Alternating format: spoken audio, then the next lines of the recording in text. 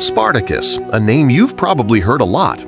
Maybe you know him from the famous TV series or the tales of the slave rebellion. But is the real story really that simple? Look, our sources aren't just the series.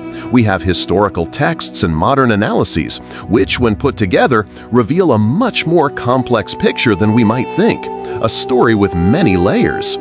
Today, we're going to explore whether Spartacus's uprising was just a slave revolt or perhaps a sign of much deeper cracks within Roman society. Let's dig into this story together. First, let's talk about what many people probably know, the Starz series that aired between 2010 and 2013. That well-known series initially starred Andy Whitfield, may he rest in peace, followed by Liam McIntyre. The show painted a glamorous and brutal image of Spartacus, a Thracian gladiator who becomes a rebel leader. Classic swords and sandals style, packed with action and drama, and with a sequel on the way. Interestingly, despite dramatizing and changing many things for entertainment value, the series did touch on some historical facts. For instance, the gladiator school of Gladiators in the city of Capua did actually exist. Characters like Crixus and Onamos were real people. But naturally, the focus was on storytelling and visuals rather than strict historical accuracy, especially regarding Spartacus's early life, which is sparsely documented and allowed for more creative freedom. Now, who was the real Spartacus? Historical sources say he was from Thrace, a region known for producing excellent warriors. But here's something very interesting and important. Historians like Appian say Spartacus likely served as an auxiliary in the Roman army before becoming a slave. That's a major detail. It means he was familiar with Roman military tactics, which explains why his successes weren't mere luck. For whatever reason, perhaps desertion or separation, he was captured and sold into slavery, ending up in that very same gladiator school of Gladiators in Capua. Conditions in these schools were horrific, extremely harsh, and inhumane. Even the famous gladiators were essentially prisoners fighting to the death for others' entertainment. It's hard to even imagine. Then we get to 73 BCE and the Great Escape. Spartacus and about 70 others escaped using only kitchen tools like skewers and knives, fleeing to Mount Vesuvius. A strange beginning for such a massive rebellion. But this is where Spartacus's tactical genius became evident. When Roman forces under Gladiator blocked the only way out and thought they had won, Spartacus and his men crafted ropes from wild vines, climbed down a steep cliff by night, ambushed the unsuspecting Romans, and defeated them. That first victory was like a spark. Spartacus's name spread quickly, his fame grew, and his army expanded rapidly. Thousands of runaway slaves from all over Italy joined him. But here comes a very important and controversial point. The same historian Appian says that some free men from surrounding areas also joined the rebels. Who were these free men? This is where modern historical analysis gets really interesting. Some historians now believe these were likely Roman and Italian veterans. You might wonder, why would a veteran join a slave revolt? Well, about 1 or 2 decades earlier, a bloody civil war called the Social War had broken out between Rome and its Italian allies.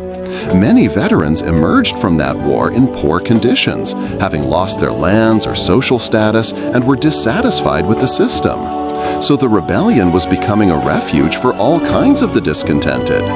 The presence of experienced soldiers, skilled in combat, helps explain why Spartacus's army, originally just a group of slaves, was able to repeatedly defeat professional, well-trained Roman legions.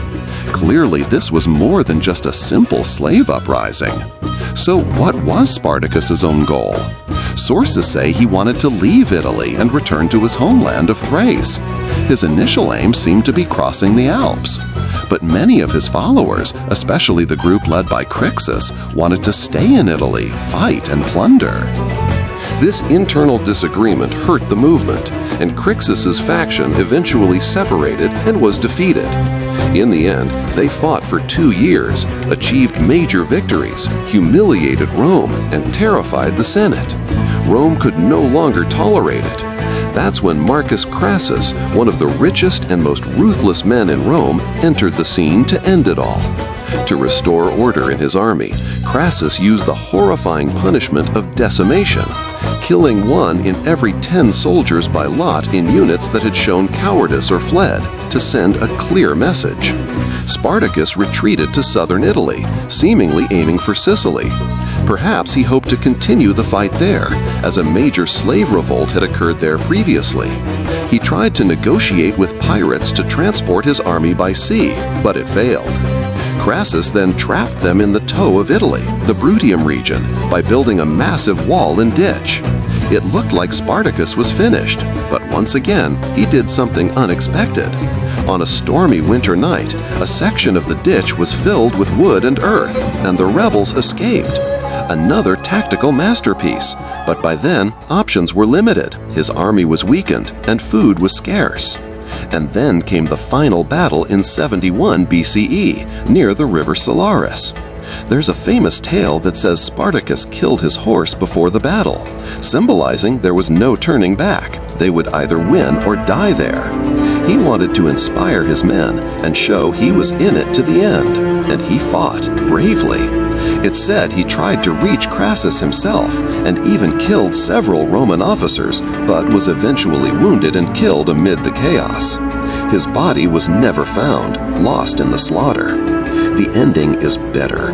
Crassus, to leave an eternal warning for all slaves and his political rivals, ordered 6,000 captured rebels to be crucified along the Appian Way from Capua to Rome. A horrifying sight that haunted Roman memory for years, a brutal show of power. Ironically, the main credit for ending the rebellion went to Pompey, Crassus's rival. Returning from another campaign, Pompey encountered and destroyed the remnants of Spartacus's forces, then reported to the Senate that he had crushed the last of the rebellion. Politics, right? So the story of Spartacus goes far beyond that of a simple rebellious gladiator.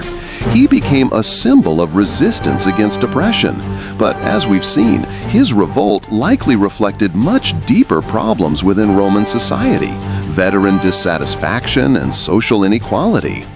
That complexity might be what truly frightened Rome. It wasn't just the number of rebels, it was the possibility that they could challenge the very foundation of Roman power. And here's a question for you to ponder. Was the revolt doomed from the start? Or if Spartacus had made different choices, like crossing the Alps when he had the chance, could history have taken another path? Or maybe the true importance of the event isn't Spartacus himself, but what the uprising reveals about the state of Roman society at the time. That discontent ran far deeper than just among the slaves. What do you think?